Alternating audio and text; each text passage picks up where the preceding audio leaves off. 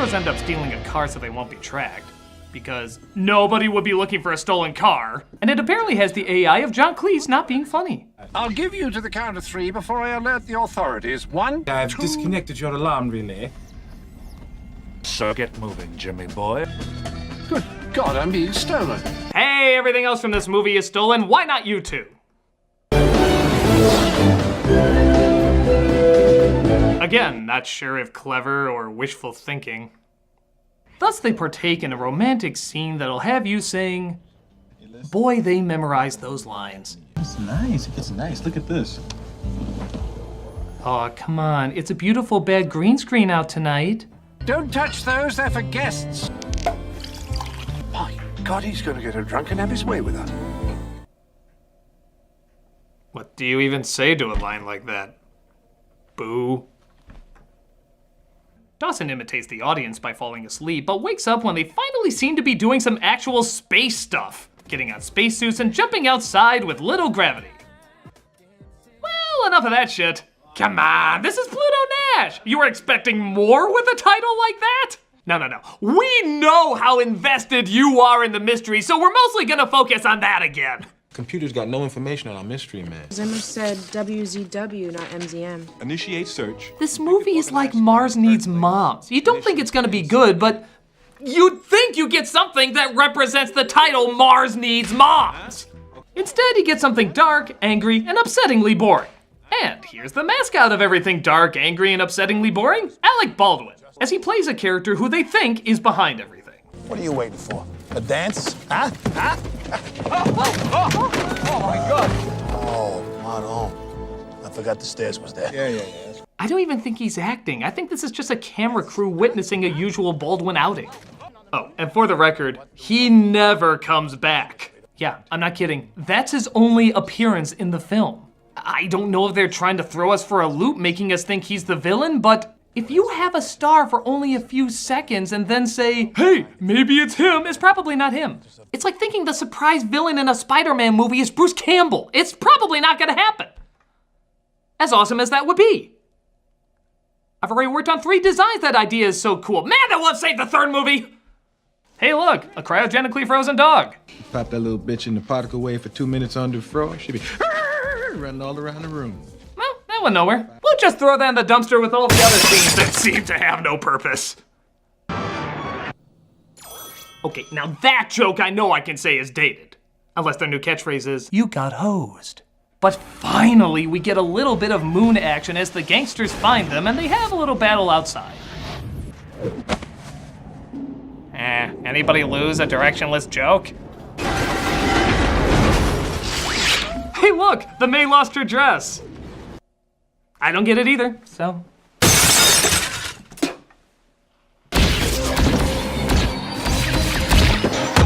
Oh, come on, their heads didn't even touch. And even if they did, the gravity slowing everything down would be the equivalent of a light push. Careful, he might blink really hard at you next. So they zap their ray guns and get in their space cars. Well, at least this sounds like something that would be in a movie called Adventures of Pluto Nash. The only downside is, it's about as exciting as a Phantom Menace pod race.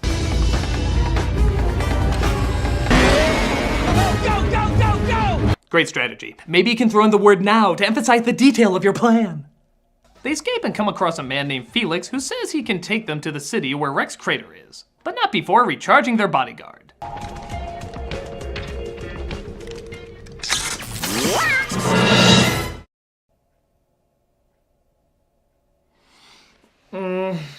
You know, I usually jump at the opportunity to make a dick joke, but in this case, I feel like I'd be robbing a future dick joke that was worth much more effort. So, I'm just gonna steal one from my Labyrinth review. I know it doesn't really connect, but... So they go from one every other future city to another every other future city, where they try to sneak around in disguise because clearly I would never pick them out of a crowd. But, uh-oh, the slot machine is a bit of a slot machine, as it has the hots for Randy Quaid. Hey, good looking. How about slipping up to your room and playing with me for a while? Come on, big boy. Right here in the lobby. Oh, baby. You sick bastard. Security. Who would program a machine to do that? Are they all Sex and the City slots? Now we have a machine pressing charges on a machine. Isn't that like a toaster suing a microwave? Does anybody really gain anything? But hey, remember the advice Jay Moore got from Eddie Murphy? Well, it turns out that transformed him into a superstar singer, selling out theaters every night. How the flying hell did that happen? In a 1-minute conversation, you change this into this? That's like saying, you know, maybe if you take off those glasses and change your hair, you'll look more attractive. Wow, I'm amazing, I guess. But more gangsters are hunting them down, so Pluto goes in for a kiss so they won't be noticed. Tastes like fading career. I think that worked. Yeah, because if there's anybody who would be aroused by that, it's Rosario Dawson, not Eddie Murphy. But then again, she does have that non-impressive ass. Movie what you want. Speaking of which, she tries to break Quaid out of his holding cell for damaging the slot machine. Well, you would be a real peach if you could get me that bill. Well, I do have a penis, so why not? Your ass could use a little work, though. Damn it! That's the last time we put stereotypical dumb guard bot on duty. But they get caught immediately after, so... For those keeping track at home, that's an hour and 17 minutes. As they manage to capture Pluto as well and show him the man behind everything. So you got it all figured out, huh? They don't do that. Lord knows this movie deserves a sequel. But they end up doing this weird thing where they have him look left and right for some reason. Why the hell did he do that? Yeah, I'm not concerned about what a weak, pointless, out-of-nowhere twist this is. I'm more concerned about why the hell he just did that weird head turn. Was he showing off his earrings? Is the doctor checking his balls and he just forgot to cough? Or maybe he was distracted by the check. They were constantly waving in front of him so he wouldn't run off set. Yeah, with that excitement, it must have been the check. So I know what you're thinking. What the hell was the plot of this again? Because when you really look back and remember it, it's spectacularly uninteresting. Pluto was cloned years ago by a businessman who wanted to use him as a puppet. But Buddy Love didn't want to be a puppet, so he killed the guy who cloned him, allowing him to take control. What does this mean for Pluto Nash?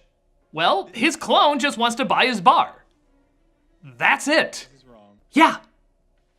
Who cares? Why the hell is this the least bit interesting? Nothing of any real value is on the line. Even at the beginning, he just sort of bought the bar to save a friend. He didn't really have that much interest in it. So nobody really gives a crap about what happens in this movie. If you told me the goal of the film was to save a toy anus, that would have me more sucked in than anything that they just showed. Unless it was used as a joke to make fun of Dawson's ass. I'm sorry, I'm not letting that go. That is perfection! So Murphy has the most symbolic battle representing his career as he fights himself over who's going to kill him faster. Thank God they both happen to be wearing the same suit. Lucky, lucky. Actually, to the film's credit, there is one brilliantly funny scene. It was only a second, but by God, that simple staging is friggin' hilarious. I'll definitely give that a point. Unfortunately, next to all the negative points, it doesn't really balance out. This is for Dad to Daycare. This is for Norbit. This is for me, Dave. And this is for defending Bill Cosby when everybody knew he was guilty. Yeah, look it up. I did that! Craps, you lose. Oh, sorry, I mean, a man has fallen to death on the table. Sorry, I always confuse that for craps. So, seemingly nothing really changes as Pluto goes back to his club and everything seems to go back to normal. The only difference is he lets Dawson become a singer, which he probably would have done anyway, and lets Quaid run the place, which he also probably would have done anyway.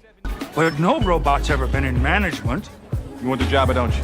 Oh, boss! Just remember, we can't serve droids around here. My hypocrisy goes only so far. We end on Murphy doing his creeper face, and we're cheerfully reminded of the ultimate lesson.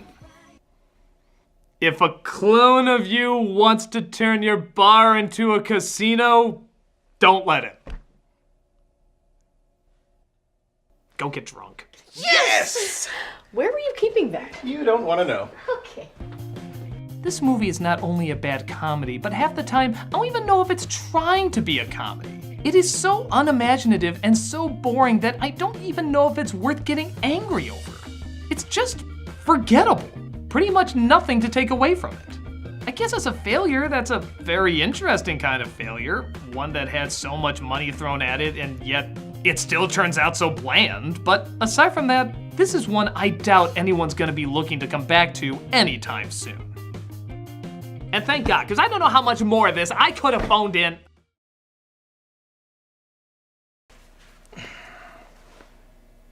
I still swear this isn't a clue. What were you reviewing? You don't want to know, man. Come on, let's talk about something that matters.